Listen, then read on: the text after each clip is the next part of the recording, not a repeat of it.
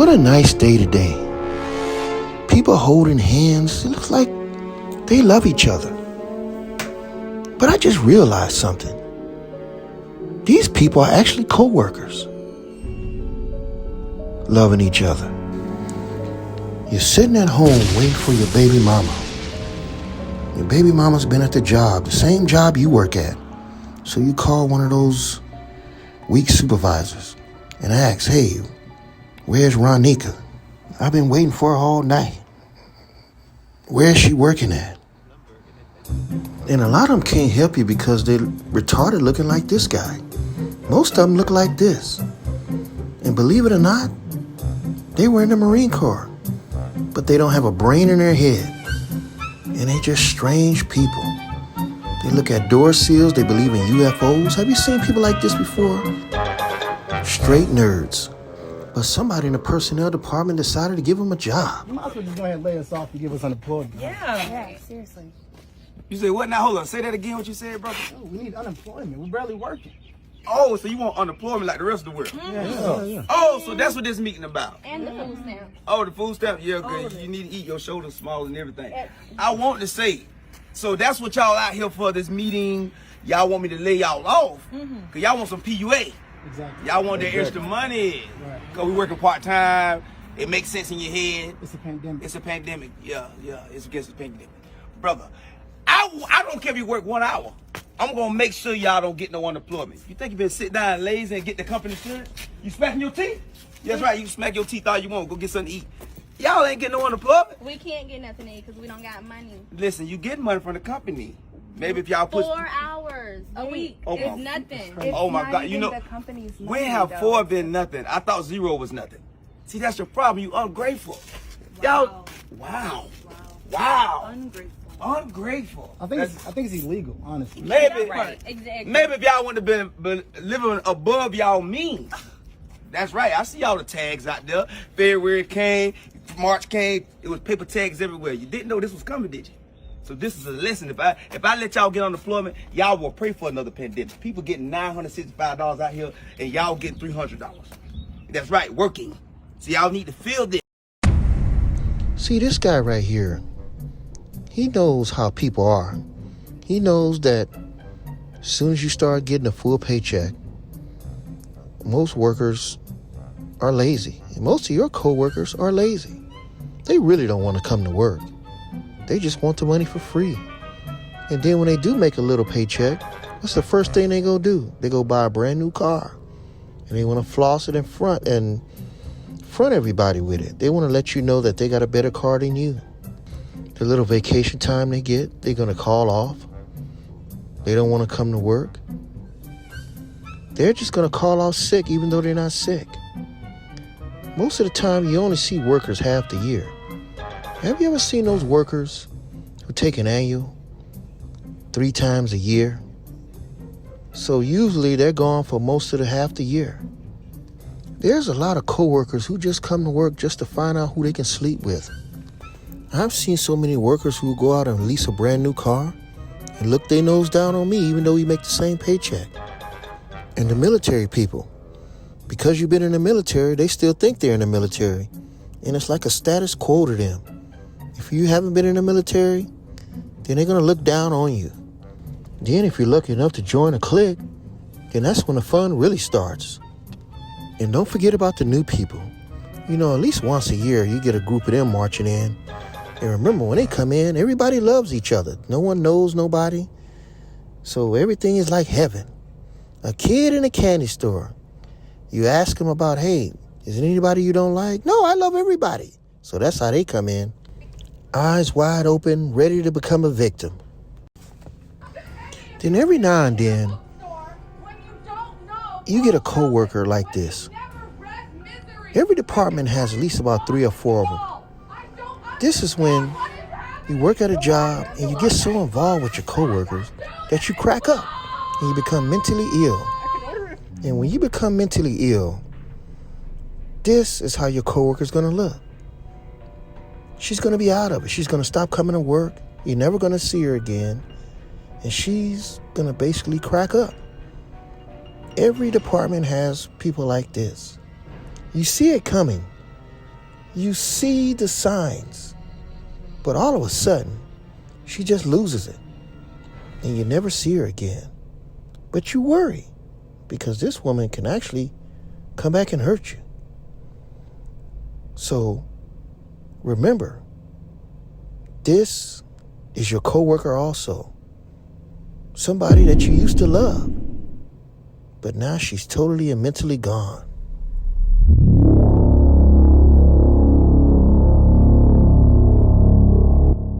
Have you ever been at work and just seen these kind of brothers? You know, it's 2021 and they still wear a jerry curl. You have guys like this who's into their self. They put oil on their body. They spray their hair with Afro sheen. They sit there and they pick their hair all day. They massage their mustache. They're just too much into their self. And sometimes it makes you wonder. Because you know the guy is masculine, but he's a little too much into himself. You got those guys, those kind of coworkers. They're just into their hair, into their curls, instead of into their job. But when you take that curl activator away, they're nothing. That's how you see some coworkers. They're in a lot of pain when they don't have those looks, when they don't have that activator. It's like they shrink. And you got those type of coworkers. And you wonder, how do they get like this?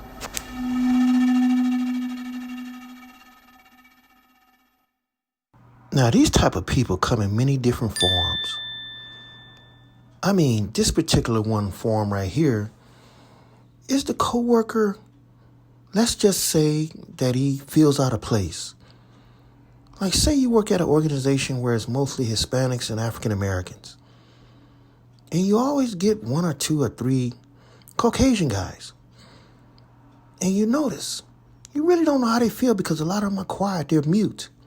They really don't talk to anybody. So when you start questioning them and they come clean, like this guy does, this guy is talking about how he hates working at his job that's all African American. How he tries not to speak to nobody. He chooses not to speak to nobody at that job because he doesn't like black people. This guy says that he just tolerates them because he needs a job. So what he does is he goes to work and don't speak because he really don't want to work around African Americans. Now, at some jobs, you got that. You got some people who just don't talk. And you realize it's because maybe they just don't get along with African American people. That's considered funny style. That's one version of many. But this guy is letting you know that he hates his job, but he has to feed his family. You got a lot of girls that come to work for an organization, and then you get a supervisor that's going to raise them up, that's going to put them on his shoulders, that's going to put them on a pedestal. That's what makes them funny style. They will become funny style because when a person comes to work there and they're new, and you put them on a pedestal and they get the big head, they're on the phone all night at the job, talking about all the guys want to talk to her, you know, how she's going to start taking their money. They get like that. They get real funny style because if you work at an organization that's predominantly men and then you get a few sprinkles of women that come there, it doesn't matter how the woman looks. She's going to be taken care of.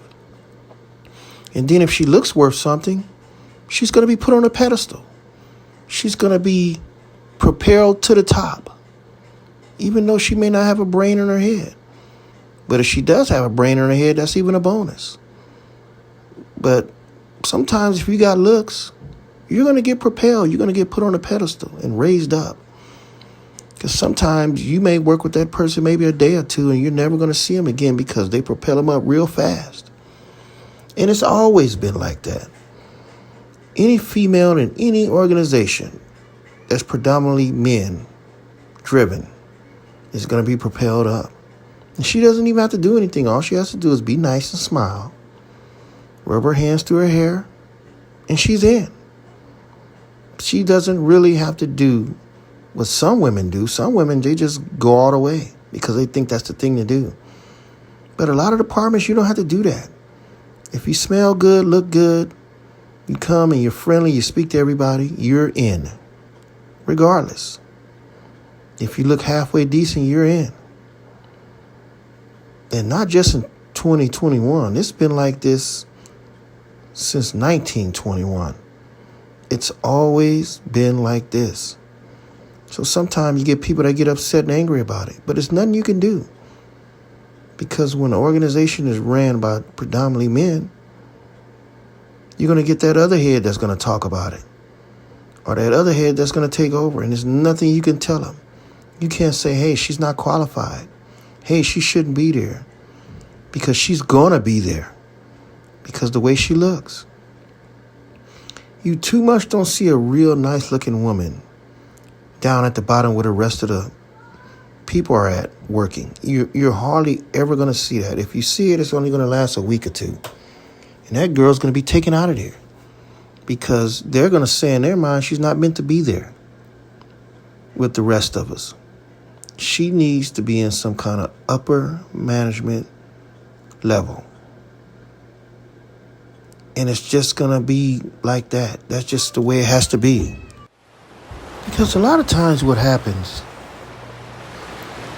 when a woman starts a job in an organization, the coworkers normally are going to go after her, are going to try to find out information about her. And we're talking about married men, men that have baby mamas, men that have 1 or 2, 3 girlfriends. They're all going to make their move. And sometimes they're going to get married. It's a lot of times that you will marry your coworkers. The success rate is very low. The success rate is very low that the relationship probably won't last. It won't work. But people will always take that chance. They will always go for it. Because there is a small percentage of the time it will work. But the majority of the time it will not. But they still take those odds. They give it a try. That's how it is when you marry your coworkers. It's a slippery slope. It's very, very chancy that it's going to work. But people, in their mind, they just want her. They think she's beautiful, so they're going to try. They're going to come off as your best friend. They're going to tell that woman that, hey, I'm a film producer. I got a future. I'm going to be making money soon. So give me a chance. And sometime that woman may give him a chance. Even with those corny, cheesy lines.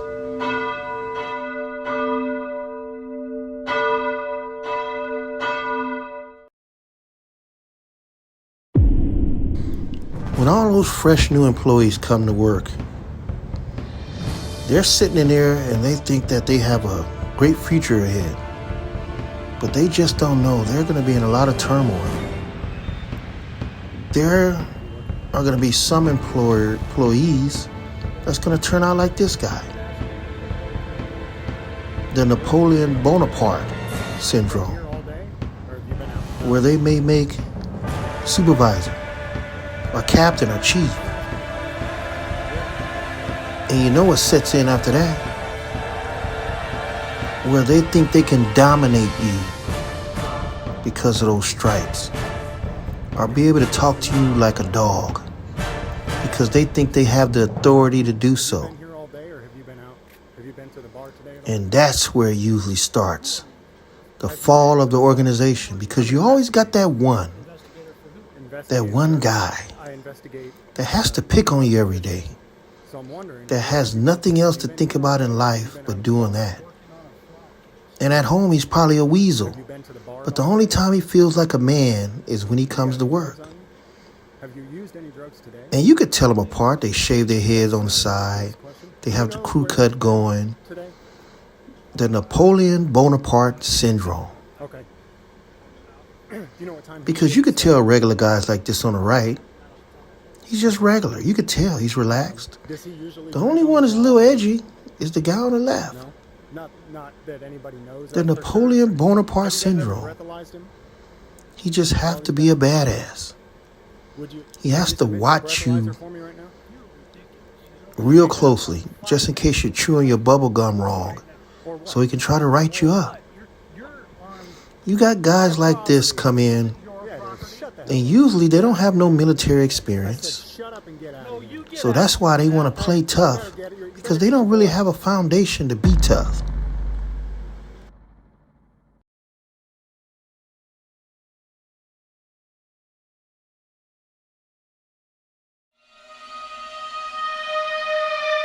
Cliques have been around since the turn of the century.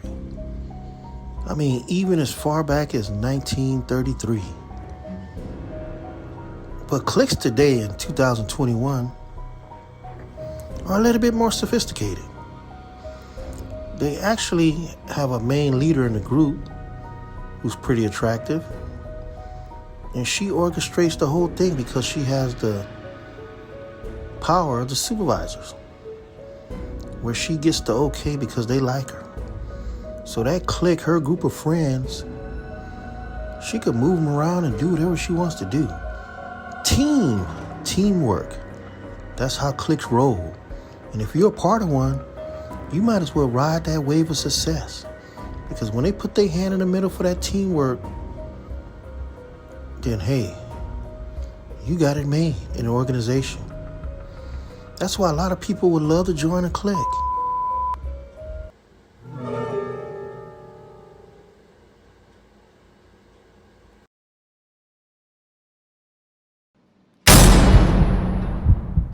You know what's shocking? Sometimes you can look at things and just tell that death is coming. And it's a harsh reality. It startles you. Because you know eventually we're all going to die. We're all going to pass. And when you see people marching up front, you know it's already over. Funerals are a part of a coworker's life. I mean, because when you work in a big organization with coworkers, you're going to have people that's going to die, like this funeral right here. On the left side of the pew and the aisles are for coworkers. On the right is for family. As you can see on that left side, there are no coworkers at this person's funeral. And this person worked with like over 300 or 400 coworkers. But not one showed up. How sad, but that's how coworkers are. Are they really your friends? Are they really loyal to come to your funeral?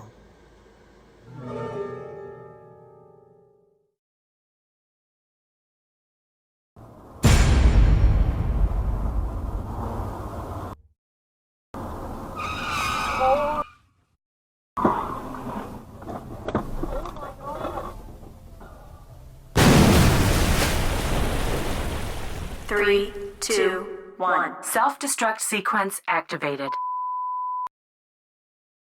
What has just happened? What happened? Did I just really have an accident? What do you do now? Where are my coworkers? Why, since I woke up from this coma, and I've been out for months, and no coworkers have sent me a letter? No coworkers has asked about me? No coworkers give a damn? Your coworkers has been going to work for the past 3-4 months. And they don't even know that you've been in an accident. Because they don't care about you like that. They don't check up on you to see, hey, he hasn't or she hasn't been to work in 3-4 months. I thought they were my friends. I thought They loved me because I bought them breakfast, I bought them dinner, I bought them lunch. They giggled and laughed with me. I thought that they cared about me, but I just realized they didn't. Because I've been laying here in a coma to wake up with no letters, no phone calls. I may have even been fired for not showing up to work. I thought I was loved. Isn't that what they say? That your coworkers love you? Or do they laugh and make fun of you? Or want to see you fail?